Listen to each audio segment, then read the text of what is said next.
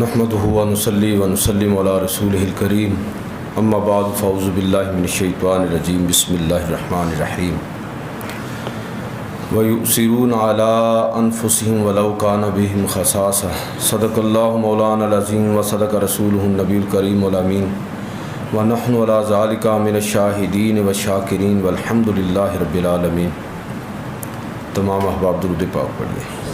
الصلاۃ والسلام علیک یا رسول اللہ وعلی آلک وصحبک وسلم یا حبیب اللہ۔ الصلاۃ والسلام علیک یا رسول اللہ وعلی آلک وصحبک وسلم یا حبیب اللہ۔ واجب الاحترام سامعین و حاضرین، اللہ کے فضل اور توفیق سے میں اور آپ تمام رمضان المبارک کے اس پہلے جمعہ میں شامل ہیں۔ پہلے اس جمعے کے اندر میں جس موضوع پر چند باتیں آپ کی خدمت میں عرض کرنا چاہتا ہوں وہ انفاق فی سبیل اللہ، اللہ کی راہ میں خرچ کرنا جو ہے، جن کو اللہ پاک نے توفیق عطا فرمائی ہے، اس کے آداب کیا ہیں، فضیلت کیا ہے، اور یہ خاص طور پر اللہ تعالیٰ نے جو اہل ایمان کا یہ وصف ذکر فرمایا ہے، آج کا خطبہ جو ہے اسی موضوع پر ہے اور اسی حوالے سے چند نکات آپ کی خدمت میں عرض کروں گا۔ قرآن مجید فرقان حمید کے اندر اللہ تعالیٰ نے اہل ایمان کے جو اوصاف ذکر فرمائے بہت سارے، ان اوصاف میں سے ایک وصف یہ ہے کہ اللہ تعالیٰ اہل ایمان کی توصیف فرماتے ہوئے، ان کی تعریف کرتے ہوئے یہ ارشاد فرماتا ہے کہ یہ وہ لوگ ہیں، یہ ایسے کردار کے مالک ہیں، وَيُؤْثِرُونَ عَلَىٰ أَنفُسِهِمْ وَلَوْ كَانَ بِهِمْ خَصَاصَةٌ،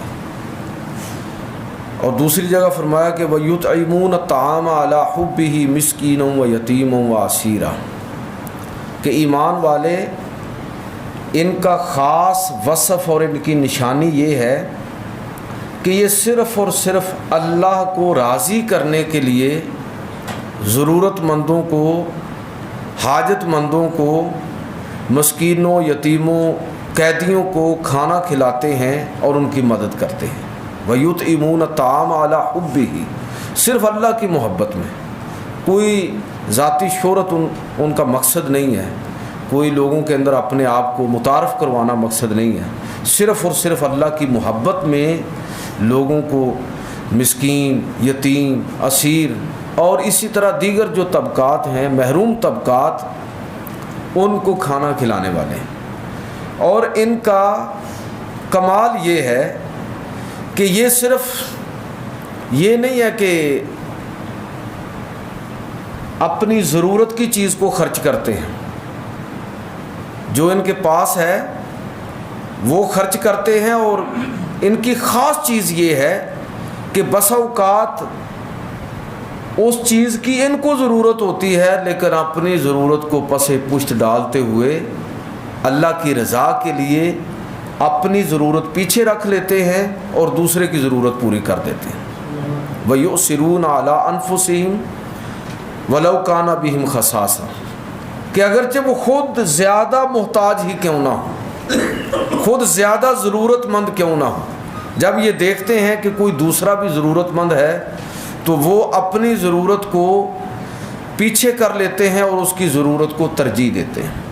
تو اللہ رب العزت نے قرآن مجید فرقان حمید کے اندر اہل ایمان اور جو اپنے نیک بندے ہیں ان کا ایک خاص وصف یہ ذکر فرمایا کہ رزق تو میں ہی دیتا ہوں، مال و دولت میں ہی دیتا ہوں، لیکن یہ ہے کہ میں اکثر اس پر عرض کیا کرتا ہوں کہ اگر مال نہ ہونا تو اس کو ہم سمجھتے ہیں کہ آزمائش، کہ فلاں آدمی یار بڑا غریبی میں ہے، غربت میں ہے، بڑی آزمائش میں ہے، اور نہیں سمجھ پاتے کہ جب مال زیادہ ہوتا ہے تو بندہ بڑی آزمائش میں ہوتا ہے، اس لیے کہ مال نہ ہو تو یہ تو آسانی سے میں اور آپ اللہ کے سامنے جھکیں گے اور شاید زیادہ ہم متوجہ ہوں گے اور شاید زیادہ اللہ کی طرف رجوع کریں گے، لیکن جب میرے پاس اختیار ہوگا، میرے پاس مال و دولت ہوگی، تو وہ تکبر، وہ انا اور وہ غرور جو انسان کے دل و دماغ پر چھا جاتا ہے شیطان جس پر انسان کو ابھارتا ہے، تو اس کے نتیجے میں بندہ ویسے ہی سمجھنے لگتا ہے کہ جی اللہ تعالیٰ مجھ پر بڑا راضی ہے، اس لیے کہ میرے پاس تو جائیدادیں، کوٹھیاں اور کاریں اور پتہ نہیں کیا کیا میرے پاس موجود ہے، تو اللہ مجھ پر بڑا راضی ہے۔ اللہ کا کسی شخص کو عطا کر دینا یہ اس کے راضی ہونے کی علامت نہیں ہے، اور کسی سے چھین لینا یہ اس کی ناراضی کی علامت نہیں ہے۔ مت سمجھیے کہ کوئی آدمی غریب ہے تو اللہ تعالیٰ اس سے بڑا ناراض ہے، یہ وہ غلط انڈرسٹینڈنگ ہے جو ہمارے ہاں لوگ سمجھتے ہیں۔ ایک آدمی کو بیمار دیکھیں گے اور کہیں گے کہ یہ اللہ کے غضب کا نشانہ بن گیا ہے۔ بھائی جو جل کر مر جائے شہید ہے، بھائی حادثے کا شکار ہو گیا، شہادت کی موت مرا ہے، کسی موذی مرض کا شکار ہوا ہے، اللہ تعالیٰ اس کو شہادت کی موت عطا فرما رہا ہے۔ ہماری نظر میں کیا ہے، ہم کہتے ہیں فلاں آدمی تو بڑے آرام سے فوت ہو گیا ہے، بس 2 منٹ کے اندر اس کی جان چلی گئی۔ تو یہ ساری چیزیں، دولت کا ملنا یہ اس کے راضی ہونے کے نہیں، اس کی طرف سے آزمائش ہے۔ کیا میں دیکھتا ہوں کہ میں نے اسے جو اختیار دیا ہے، جو اس کو طاقت دی ہے، جو مال و دولت دی، اب اس کا رویہ کیا ہوتا ہے؟ اگر دولت کی کثرت اللہ کے راضی ہونے کی علامت ہوتی تو قارون بڑا خوش قسمت آدمی تھا، اور اگر طاقت اور اختیار یہ اللہ کے راضی ہونے کی علامت ہوتی تو نمرود اور فرعون تو بڑے خوش نصیب لوگ تھے۔ اور اگر کسی چیز کا نہ ہونا اور غربت اور انسان کی قسم پرسی یہ اللہ کی ناراضی کا سبب ہوتی تو پھر آپ کو بہت سارے صحابہ اسی طرح نظر آتے ہیں کہ ان کے پاس تو کچھ بھی نہیں تھا۔ تو یہ میرے بھائیوں اس چیز کو بڑا سمجھنے کی ضرورت ہے کہ انسان مسلسل آزمائش کے اندر ہے۔ اللہ تعالیٰ کی طرف سے دیا جانا اور اللہ کی طرف سے چھن جانا دونوں آزمائشیں ہیں۔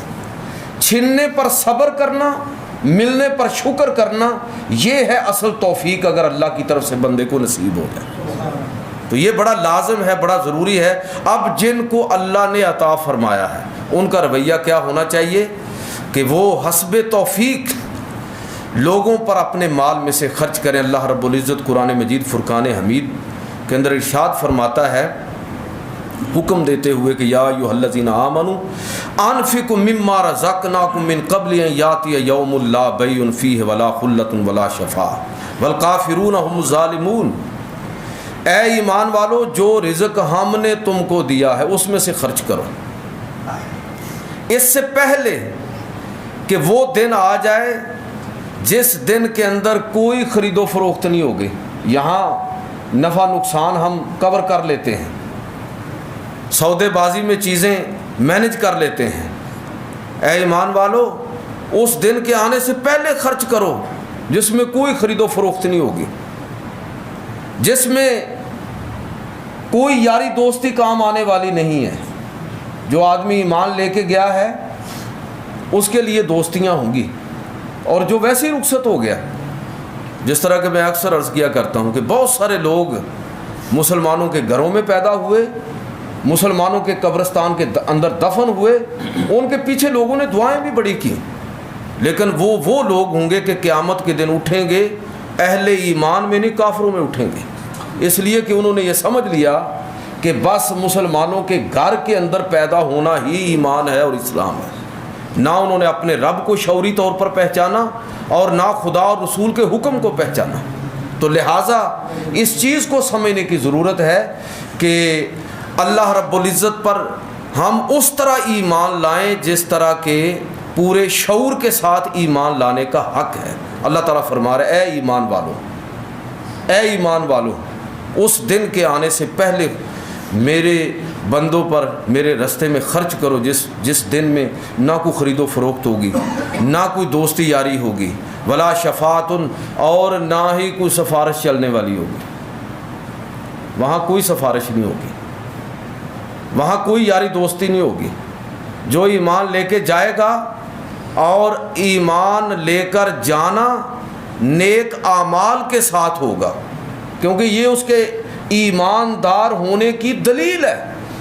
ایمان دعویٰ ہے نا، تو آپ کوئی دعویٰ مان لیتے ہیں اگر اس کی دلیل موجود نہ ہو؟ بھائی دلیل ہوگی تو آپ تب ہی دعویٰ مانتے نا. کوئی آدمی اٹھے کہے یہ سامنے کوٹھی میری ہے تو آپ مان لیں گے یہ اس کی کوٹھی ہے؟ نہیں, ہم کہیں گے کہ بھائی کاغذ ہیں, ثبوت ہے, رجسٹری ہے, گواہ ہیں, ہمارے اعمال ہمارے ایمان کے گواہ ہیں, ہم وہ گواہیاں قائم کرنے کے لیے تیار نہیں ہیں. تو اللہ رب العزت نے ہمیں پہلے ہی ارشاد فرمایا, اور یہ آخر میں جو الفاظ ہیں والکافرون هم الظالمون, کہ جو شخص دیکھیں اسلام میں مال جمع کرنے کا تصور ہی کوئی نہیں. یہ ہوتا ہے نا, ہمیں شوق ہوتا ہے کہ میرا اتنا بینک بیلنس ہو گیا, مال جمع کرنے کا تصور ہی نہیں ہے. ہر حال میں خرچ کرنا ہے, جو جمع کیا ہے اس پر زکوٰۃ دینی ہے. اور میں بارہا یہ بات آپ کی خدمت میں عرض کیا کرتا ہوں کہ جب آپ پیسہ انویسٹ کر دیتے ہیں تو اب آپ نے جو راس المال ہے انویسٹ کیا اس پر زکوٰۃ نہیں. کیوں؟ منافع پر زکوٰۃ ہے. جو آپ نے تجارت کے لیے مال الگ کیا اس پر زکوٰۃ ہے. لیکن کروڑوں اربوں کی آپ نے فیکٹریاں لگائی ان پر زکوٰۃ کیوں نہیں ہے؟ اس لیے کہ آپ ان فیکٹریوں کے ذریعے اللہ کے اس منشا کو پورا کر رہے ہیں کہ وہ رب یہی چاہتا ہے نا کہ لوگوں کو فیسیلیٹیٹ کیا جائے, لوگوں کی مدد کی جائے. تو آپ نے گویا کہ وہ انویسٹمنٹ کر کے لوگوں کو ان کا چولہا جلا دیا ہے. آپ جو تنخواہ بھی دے رہے ہیں نا, یہ بھی اچھی نیت کے ساتھ دیں, وہ بھی آپ کی طرف سے صدقہ لکھی جا رہی ہے. اس سے بڑا ہمارے رب کا ہم پر کیا فضل ہوگا کہ ہم ویسے کام لے کر کسی کو تنخواہ بھی دیں تو وہ بھی صدقہ ہے ہمارے نامہ اعمال میں. تو اس سے زیادہ اللہ کا فضل اور کرم کیا ہوگا؟ لیکن جو شخص اس مائنڈ سیٹ سے ہی آ رہی ہے اس کے بارے میں یہ آخری الفاظ والکافرون هم الظالمون, کہ جو آدمی سب کچھ ہے الذی جمع مالا وعددا, وہ شخص جس نے مال کو جمع کیا اور گنتا رہتا ہے, اتنا بینک بیلنس ہو گیا, اتنا ہو گیا, اور پھر یہ سمجھتا ہے کہ یہ مال ہی مجھے ہمیشہ باقی رکھے گا. یہ وہ شخص ہے جو نقصان کے اندر ہے, یہ وہ شخص ہے جو جہنم کی آگ کے اندر جلنے والا ہے. اس لیے اسلام میں مال جمع کرنے کا تصور نہیں ہے, سرکولیشن آف منی کا تصور ہے. اس کو کاروبار میں لگاؤ, اس کو زکوٰۃ کی صورت میں لوگوں کے اندر تقسیم کرو. لوگوں کو ضرورت ہو تو قرض حسنہ کے ساتھ ان کی ضرورت پوری کرو. ہر حال میں آپ نے اس کو سرکل کے اندر رکھنا ہے. یہ ایک پورا ایک کہہ لیجئے کہ معاشی فلسفہ ہے. اگر آپ اس پر غور کریں, جو کاروباری حضرات ہیں وہ اس چیز کو جانتے ہیں, تو اسلام نے واضح طور پر یہ ہدایت دی.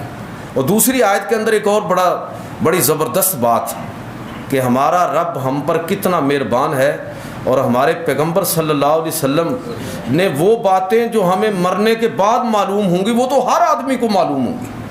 جب آدمی قبر میں اترے گا, میدان محشر کے اندر اٹھایا جائے گا, تو اس وقت تو سارے پہچان لیں گے. اس وقت تو ہر بندے کو پتہ چل جائے گا, کوئی بھی غافل نہیں رہے گا, سب کے سامنے سے پردے اٹھ جائیں گے.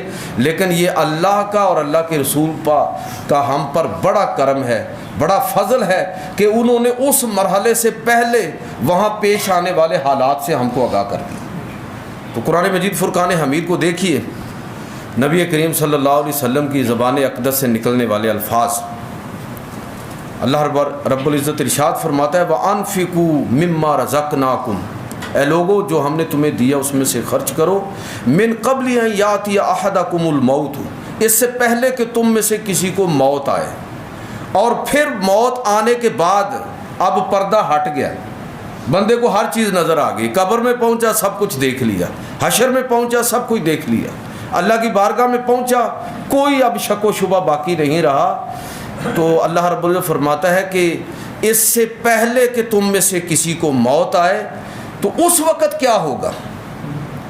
اس وقت جب لوگوں کے سامنے سے پردے اٹھ جائیں گے تو لوگ حسرت کے ساتھ کہیں گے فَيَقُولَ رَبِّ لَوْلَا أَخَّرْتَنِي إِلَىٰ أَجَلٍ قَرِيبٍ, ہائے کاش, ہائے کاش, اے ہمارے رب کاش ہماری موت تھوڑی سی مؤخر ہو جاتی. جو باتیں اب ہمیں پتہ چلی ہیں اگر تھوڑا سا وقت ہمیں اور مل جاتا فَأَصَّدَّقَ وَأَكُن مِّنَ الصَّالِحِينَ، تو اے ہمارے رب ہم تیری بارگاہ میں اپنا مال خرچ کر کے نیک لوگوں میں شامل ہو جاتے۔ اچھا، بڑی دلچسپ بات یہ ہے جس پر میں اکثر عرض کیا کرتا ہوں کہ وہاں جب بندے پر ہر چیز کھل جائے گی تو بندہ یہ نہیں کہے گا کہ اللہ کو تھوڑا سا وقت ملتا تو میں کوئی نمازیں اور پڑھ لیتا، میں چند روزے اور رکھ لیتا، میں حج اور عمرہ مزید کر لیتا، یہ خواہش نہیں کرے گا۔ بلکہ کیا خواہش کرے گا؟ یہ خواہش کرے گا، قرآن کے الفاظ میں آپ کو سنا رہا ہوں، یہ خواہش کرے گا کہ کاش مجھے تھوڑا سا وقت مل جاتا اور مہلت مل جاتی تو میں اللہ کے بندوں پر خرچ کر کے نیک لوگوں میں شامل ہو جاتا۔ سبحان اللہ۔ تو میرے بھائیو، اس کا مطلب یہ ہوا کہ بندے کو صحیح معنوں میں اس نیکی کا پتہ چلے گا کہ یہ جو ہم باقی نیکیاں کرتے ہیں تو یہ بھی ضروری ہیں، لیکن یہ تو میرے اور میرے رب کے درمیان کے معاملات ہیں۔ نماز بھی ہے، روزہ بھی ہے، حج بھی ہے، عمرہ بھی ہے، ذکر اذکار بھی ہے، تلاوت بھی ہے، تو یہ تو میرے اور میرے رب کے درمیان کے معاملات ہیں، یہ ایک چیز تو کور ہو گئی۔ لیکن جو اللہ کو سب سے زیادہ چیز پسند ہے وہ یہ ہے کہ میرے بندے میرے بندوں سے کتنی محبت کرتے ہیں۔ اگلے کسی جمعے میں بات کروں گا کہ سب سے زیادہ دشمنیاں ہماری نا آپس میں بھائیوں میں ہے، رشتہ داروں میں۔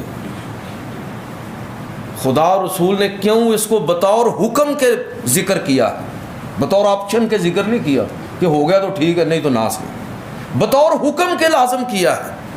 اس پر پھر بات کروں گا، لیکن آج صرف یہ بات عرض کرنا چاہتا ہوں کہ بندے کو سمجھ آ جائے گی کہ اللہ کی مخلوق کے ساتھ تعلق، اللہ تک پہنچنا ہے تو اللہ کی مخلوق کے ذریعے پہنچو۔ اللہ کی مخلوق کے ساتھ تمہارا تعلق ٹھیک ہوگا، اپنے رشتہ داروں کے ساتھ تعلق ٹھیک ہوگا، اپنے عزیز و اقارب کے ساتھ تعلق ٹھیک ہوگا، عام پبلک کے ساتھ تمہارا تعلق ٹھیک ہوگا، تو یہ تعلقات کی ایک پوری چین ہے۔ میرا تعلق میرے رب کے ساتھ ٹھیک ہونا چاہیے، میرا تعلق میرے رشتہ داروں کے ساتھ ٹھیک ہونا چاہیے، میرا تعلق سوسائٹی اور معاشرے کے ساتھ ٹھیک ہونا چاہیے، میرا تعلق ریاست اور حکومت کے ساتھ وفاداری پر مبنی ہونا چاہیے۔ یہ اگر آپ غور کریں گے تو آپ کو یہ بات سمجھ آئے گی کہ دین اصل میں ہمارے سماجی رویوں کے اندر بہتری اور پرفیکشن کا نام ہے۔ اگر یہ رویے ہمارے ٹھیک ہو گئے تو یہ باقی ساری چیزیں ہماری معاونت والی ہیں۔ روزے ہمارے کام آئیں گے، نمازیں ہمارے کام آئیں گی، ورنہ وہ حدیثیں ذہن میں لائیے کہ جن کے اندر اللہ تعالیٰ فرماتا ہے کہ قیامت کے دن بہت سارے لوگ ہوں گے، روزے ایسے اٹھا کے ان کے منہ پر دے مارے جائیں گے۔ پکڑو اپنا روزہ، جس روزے نے تمہیں کوئی شرم اور حیا نہیں سکھائی، جس روزے نے تمہارے دل کے اندر دوسرے کے لیے کوئی ہمدردی اور غم گساری پیدا نہیں کی، اس روزے میں انسان کو بھوک اور پیاس کے سوا کیا ملے گا؟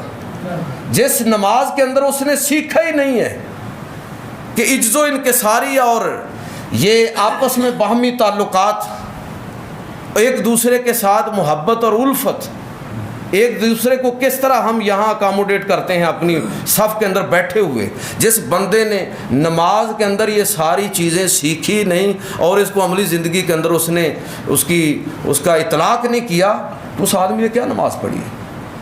تو لہٰذا یہ بات سمجھنے والی ہے کہ بندے کی آنکھیں وہاں کھلیں گی کہ اصل میں دین کا بہت بڑا حصہ جو ہے ایمانیات اور اعتقادات کے بعد اس کا تعلق ہمارے آپس کے تعلقات سے ہے۔ لہٰذا یہ جو آیت جس میں اللہ تعالیٰ نے فرمایا کہ بندہ پھر حضرت کے ساتھ یہ کہے گا، بندے کو وہاں پتہ چل جائے گا کہ اللہ کے قریب ہونے کا سب سے زبردست جو طریقہ ہے وہ اللہ کی مخلوق کے ساتھ محبت کرنا ہے، ان پر خرچ کرنا ہے، ان کی ضروریات کو مد نظر رکھنا ہے۔ آپ اپنے جن جن دیہاتوں سے، جن جن محلوں سے آپ اٹھ کے آئے ہیں، وارڈر ٹاؤن میں تو وہ مسائل نہیں ہیں، تو آپ پیچھے نظر رکھا کریں، ادھر خیال کریں کہ وہاں کون لوگ آپ کے ضرورت مند ہیں۔ یہاں دیگیں تقسیم کرنے کا کتنا فائدہ ہوگا، اس لیے کہ ہر کسی کے گھر میں وافر راشن موجود ہے، کتنا اچھا ہو کہ روزوں کے لیے آپ آرڈر دیں کہ اپنے گاؤں میں پیغام بھیج دیں کہ بھئی 4 دیگیں 2 دیگیں پکا کے لوگوں کے اندر تقسیم کر دو. وہاں جو دعائیں آپ کو ملیں گی وہ یہاں شاید اس سے کم ہوں گی, وہاں زیادہ ملیں گی. تو میرا کہنے کا مطلب یہ ہے کہ یہ بات ہمیں قرآن سے سمجھ آئی اور اللہ کے نبی صلی اللہ علیہ وسلم نے اس کو بالکل عیاں کر دیا, واضح کر دیا. حضور صلی اللہ علیہ وسلم فرمایا کہ الخلق عیال اللہ, مخلوق اللہ کا کنبہ ہے, اللہ کا خاندان ہے, اللہ کا کنبہ ہے. فَأَحَبُّ الْخَلْقِ إِلَى اللَّهِ مَنْ أَحْسَنَ إِلَىٰ عِيَالِهِ, اور اللہ کو اپنی مخلوق میں سے سب سے اچھا انسان وہ لگتا ہے, وہ اسے بہتر سمجھتا ہے جو اس کے خاندان اور کنبے کے ساتھ محبت کرنے والا ہوتا ہے. اب آئیے دوسری چیز کی طرف کہ یہ خرچ کرنا اللہ کی راہ میں یہ کیسا ہے. دیکھیں مال اللہ تعالیٰ نے دیا ہے, لیکن اللہ تعالیٰ ہی خود فرما رہا ہے کہ مال بے شک میں نے دیا ہے. بندوں کو بسا اوقات غرور ہو جاتا ہے نا کہ میں بڑا پڑھا لکھا ہوں, بندوں کو یہ تکبر آ لیتا ہے کہ میں کوئی میرا انٹلیکچوئل لیول بڑا ہائی ہے, میں کوئی بڑی 30 مار خان قسم کی قوم ہوں. یاد رکھیے کہ اللہ کے فضل کے سوا اللہ تعالیٰ جب تک اپنا فضل اور کرم نہ کرے اس وقت تک انسان کسی بھی معاملے میں کامیاب نہیں ہو سکتا. آپ بڑے بڑے عقل اور دانش والے لوگوں کو بھوکا مرتا ہوا دیکھیں گے, اور بڑے عام سے لوگ, عام سی عقل اور دانش رکھنے والے لوگ اللہ تعالیٰ نے ان کو عطا کی. یہ اللہ تعالیٰ کا اپنا فلسفہ ہے. وہ کس کو دیتا ہے, کتنا دیتا ہے, کب دیتا ہے, کیوں دیتا ہے, ہم نہیں پوچھ سکتے. تو اللہ رب العزت فرماتا ہے کہ دیتا میں ہی ہوں, لیکن میں تمہیں یہ کہتا ہوں کہ اگر تم اپنا وہ مال اللہ کی راہ میں میرے رستے کے اندر خرچ کرو گے تو یہ تمہارا خرچ کرنا ایسے ہے گویا کہ تم مجھے قرض دے رہے. اللہ تعالیٰ نے دیا ہے تو قرض کیا ہوا, لیکن اللہ تعالیٰ خود فرما رہا ہے کہ من ذا الذی یقرض اللہ قرضا حسنا, کون ہے جو اللہ کو قرض حسنا دے, فیضاعفہ لہ اضعافا کثیرا, اور جب وہ اللہ کو قرض دے گا تو اللہ اس کو کئی گنا بڑھا دے گا. حدیثوں میں 10, 1 کے 10, 1 کے 100, 1 کے 700, اور پھر اس پر بھی بس نہیں کیا بلکہ فرمایا کہ اس پر میں جتنا چاہوں گا بڑھا دوں گا. قرآن مجید فرقان حمید کے اندر اللہ رب العزت فرماتا ہے کہ مثل الذین ينفقون اموالهم فی سبیل اللہ کمثل حبہ, ان لوگوں کی مثال جو اللہ کی راہ میں خرچ کرتے ہیں جیسے انہوں نے ایک دانہ خرچ کیا, کمثل حبہ جیسے ایک دانہ ہو, انبتت 7 سنابل, پھر اس دانے کو جس کو زمین کے اندر بویا گیا, گندم کا مثلا دانہ ہے اور اس میں سے 7 بالیاں نکلے, فی کل سنبلۃ 100 حبہ, اب ہر بالی کے اندر, ہر خوشے کے اندر, ہر سٹے کے اندر 100 دانہ ہے, تو ایک کے کتنے بنے 700. لیکن اللہ تعالیٰ فرماتا ہے کہ واللہ یضاعفہ لمن یشاء, اللہ جس کے لیے چاہے اخلاص نیت کی بنیاد پر اس پر جتنا چاہے اضافہ فرما دے. تو اللہ رب العزت تو اس بات پر تلا ہوا ہے کہ میں نے اپنے بندوں کو بخشنا ہے, میں نے اپنے بندوں کو معاف کرنا ہے, میں نے ان کو اپنی آغوش رحمت کے اندر داخل کرنا ہے. اب خوش قسمت وہ ہے کہ جو اس پیغام کو سنے اور سمجھے اور اس پر عمل پیرا ہو. تو میں یہ کہہ رہا ہوں, آپ کی خدمت میں عرض کر رہا ہوں کہ قرض نہیں ہے, یہ تو اللہ کا دیا ہوا ہے, ہم بس چوکیدار کے طور پر, نگران اور نگہبان کے طور پر آگے بانٹتے ہیں. لیکن اللہ تعالیٰ خود فرما رہا ہے کہ اگر تم دو گے تو یہ ایسے ہے جیسے تم نے مجھے قرض دیا. اور عربی زبان میں قرض کا مطلب یہ ہوتا ہے کہ ہر وہ چیز جس کا بدلہ اور جزا طلب کی جائے. یعنی اس کا مطلب یہ ہوا کہ بندے کو اللہ اختیار عطا فرمائے گا کہ تم نے جو خرچ کیا تم جو چاہو طلب کرو، جو چاہو اس کی جزا مانگو، میں تمہیں دوں۔ تو میرے بھائیوں، یہ اس رب کا ہم پر خصوصی فضل اور کرم ہے کہ جس کا اعلان یہ ہے کہ ان اللہ اشتری من المؤمنین انفسهم واموالهم بان لهم الجنہ، کہ ہم نے اہل ایمان سے سودا کر لیا ہے، ہم نے ان سے بے شرا کر لی ہے، ہم نے ان کے ساتھ طے کر لیا ہے کہ مال بے شک ہمارا ہوگا، ہم دیں گے ان کو مال، لیکن وہ اس طرح اس کو خرچ کریں گے جس طرح ہم چاہیں گے۔ تو اس کے بدلے میں اللہ رب العزت فرماتا ہے کہ اس کے بدلے میں ہم اس کو جنت عطا فرمائیں گے۔ ان اللہ اشتری من المؤمنین انفسهم واموالهم بان لهم الجنہ، اہل ایمان اپنی جان بھی اور اپنا مال بھی اللہ کا سمجھ کر صرف کرتے ہیں، اور اس کے بدلے میں ہم ان کو ان کے ساتھ جنت کا سودا کر چکے ہیں۔ اب یہ ہمارے اوپر منحصر ہے کہ ہم میں سے کس نے اللہ کے ساتھ یہ سودا کیا ہے۔ تو یہ مہینہ اس حوالے سے ایک بڑا موقع ہے ہمارے پاس۔ عام طور پر لوگ زکوٰۃ بھی اسی مہینے میں دیتے ہیں، اور عام روٹین میں خرچ کرنے والے بھی اس مہینے میں زیادہ خرچ کرتے ہیں۔ تو یہ بڑی اچھی بات ہے، یہ ایک بڑا اچھا موقع ہے کہ اللہ نے ہمیں یہ موقع عطا فرمایا۔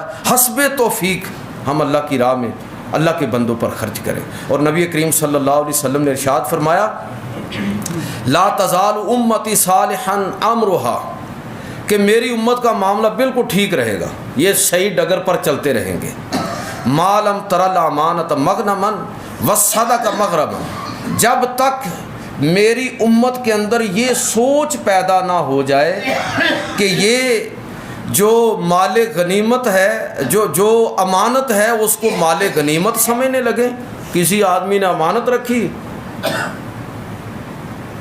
تو لوگوں نے اس کو سمجھ لیا گا کہ یہ تو مال غنیمت ہے، لوٹ لو اس کو۔ اور جب تک یہ صدقے کو اللہ کی راہ میں خرچ کرنے کو تاوان نہ سمجھنے لگے، جب میری امت صدقے کو تاوان سمجھنے لگے، جب میری امت امانت کو مال غنیمت سمجھنے لگے۔ ان الفاظ کو ذرا پھیلا دیں کہ امانت کا مطلب کیا ہے، اور اس کے تحت کون کون سی چیزیں آ جاتی ہیں۔ صرف روپیہ پیسہ ہی کسی کے پاس رکھنا یہی امانت نہیں ہے، امانت کی اور بھی 20 شکلیں ہیں، وہ ساری کی ساری اس میں شامل ہیں۔ تو حضور سید عالم صلی اللہ علیہ وسلم نے ارشاد فرمایا کہ جب تک میری امت کے اندر یہ سوچ اور فکر نہیں پیدا ہوگی، اس وقت تک ان کے معاملات ٹھیک چلتے رہیں گے۔ لوگ جب عشر دینے میں، زکوٰۃ دینے میں تکلیف محسوس کریں گے۔ آپ ہمارا رویہ کیا ہے؟ آپ فروٹ خریدتے ہیں، سبزی خریدتے ہیں، تو اس میں سے کتنی صفائی ستھرائی کر دیتے ہیں۔ خربوزہ خریدا ہے، چھلکے بھی اتاریں گے، بیج بھی نکال دیں گے، کبھی تکلیف ہوئی ہے ہمیں؟ اس کو ہم ایک معمول کی چیز سمجھتے ہیں۔ تو اللہ رب العزت مال میں سے زکوٰۃ کو ایسی ہی چیز ہمیں سمجھنی چاہیے، اور اس پر بھی کوئی تکلیف نہیں ہونی چاہیے۔ اتنا ہم اللہ کی راہ میں خرچ کریں کہ خود ہمیں یہ احساس ہو کہ اب تھوڑا سا ہماری ضروریات بھی پوری ہونے والی ہیں، ہم اپنی ضروریات کو بھی پورا کرنا ہے۔ یہ اس حد تک انسان ہر لمحہ جب اپنا ہاتھ کھول کے رکھتا ہے تو بالکل جب وہ ہاتھ کھولتا ہے تو پیچھے سے بھی اسی طرح سلسلہ چلتا رہتا ہے، اور جب وہ روکتا ہے تو پیچھے سے بھی رک جاتا ہے، اور گندگی اسی وقت پیدا ہوتی ہے۔ مال پاک اس وقت ہوگا جب اس میں سے نکلتا رہے گا، اور جب روک لیں گے ہم تو پھر اس مال کے اندر تعفن پیدا ہوگا۔ تو میں یہ عرض کر رہا ہوں کہ یہ تعلیم ہے اللہ کے پیغمبر صلی اللہ علیہ وسلم کی، اور یہ حکم ہے ہمارے رب کا۔ اور دیکھیے کہ صحابہ کرام اور حضور سید عالم صلی اللہ علیہ وسلم کا ذاتی عمل کیا تھا۔ میں صرف ایک آدھ بات کر کے اپنی بات کو مکمل کروں گا کہ جب پہلی وحی نازل ہوئی غار حرا کے اندر، یہ اعلان نبوت سے پہلے کی 40 سالہ زندگی ہے۔ حضور صلی اللہ علیہ وسلم نے 40 سال کی عمر میں اعلان نبوت فرمایا نا، تو اس سے پہلے کی جو زندگی ہے وہ زندگی کس طرح کی تھی؟ حضرت سیدہ خدیجہ الکبریٰ رضی اللہ تعالی عنہا، ان کے اس فرمان سے ہمیں پتہ چلتا ہے کہ حضور کی وہ زندگی کیسی تھی۔ جب پہلی وحی نازل ہوئی، غار حرا سے حضور گھر تشریف لائے تو جو ذمہ داری آپ پر ڈالی گئی اس ذمہ داری کی وجہ سے ایک طرح کی گھبراہٹ طاری ہوئی نبی صلی اللہ علیہ وسلم پر. ظاہر ہے کہ یہ معمولی بات نہیں تھی کہ قیامت تک آنے والے انسانوں کی ذمہ داری جو لوگ موجود ہیں ان کی ذمہ اضطراب کی کیفیت میں تھے. تو اس وقت حضرت خدیجہ الکبریٰ رضی اللہ تعالی عنہا نے نبی صلی اللہ علیہ وسلم کو حوصلہ دیا, اور جن الفاظ کے ساتھ حوصلہ دیا وہ ذرا سنیے آپ. فرمایا کہ کلا واللہ, ہرگز نہیں, اللہ کی قسم, ما یحزنک اللہ ابدا, اللہ آپ کو ناکام نہیں کرے گا, اللہ آپ کو رسوا نہیں کرے گا, آپ پریشان نہ ہوں. اور اس کی دلیل کیا دی؟ انک لتصل الرحم وتحمل الکلہ وتکسب المعدوم وتقری الضیف وتعین علی نوائب الحق. اللہ اس وجہ سے آپ کو ناکام نہیں کرے گا, آپ پریشان نہ ہوں, اس لیے کہ آپ صلہ رحمی کرنے والے ہیں, آپ دوسروں کا بوجھ اٹھانے والے ہیں, آپ دوسروں کی ضروریات کو پورا کرنے والے ہیں, آپ مہمان نوازی کرنے والے ہیں, اور آپ دوسروں کا دست و بازو بن کے کھڑے ہونے والے ہیں. جس آدمی کے یہ اوصاف ہوں اللہ اس کو کبھی بھی رسوا نہیں کرتا, ناکام نہیں کرتا. یہ کیا ہے؟ نبوت سے, اعلان نبوت سے پہلے کی زندگی ہے. تو میرے بھائیو, یہ ہے اصل زندگی, یہ ہے انسان کی زندگی. میں اور آپ اپنے لیے تو سارے جیتے ہیں, میں اپنے لیے جیتا ہوں, اور تھوڑا سا آگے چل کے اپنے خاندان اور اپنے آل اولاد کے لیے جیتا ہوں. اس سے ذرا آگے بڑھیے نا, کہ ہم میں سے کتنے لوگ ہیں جو اپنے عزیز و اقارب کے لیے بھی جیتے ہیں, دیگر انسانوں کے لیے جیتے ہیں, معاشرے اور پوری انسانیت کے لیے جیتے ہیں. جتنا دائرہ وسیع ہوتا چلا جائے گا وہ شخص اتنا ہی اللہ کی بارگاہ میں معتبر ہوتا چلا جائے گا. اللہ تعالیٰ نے یہ تک بھی نہیں فرمایا کہ وہ مسلمان ہو یا کافر ہو, غیر مسلم, اس لیے کہ اللہ رب العزت اپنی ساری مخلوق کے ساتھ مہربان ہے. کوئی اس کو مانے اس پر بھی مہربان ہے, جو اس کو نہ مانے اس پر بھی وہ مہربان ہے. تو عقیدے کی بنیاد پر مجھے اور آپ کو کسی سے نفرت کرنے کا حق دیے ہی نہیں گیا. یہ معاملہ اللہ کے سپرد ہے. ہم انسانوں کے ساتھ محبت کریں گے, انسان سمجھتے ہوئے ان کے ساتھ محبت کریں گے. تو اللہ رب العزت ہمیں اپنے نبی کی تعلیمات پر عمل کرنے کی توفیق عطا فرمائے.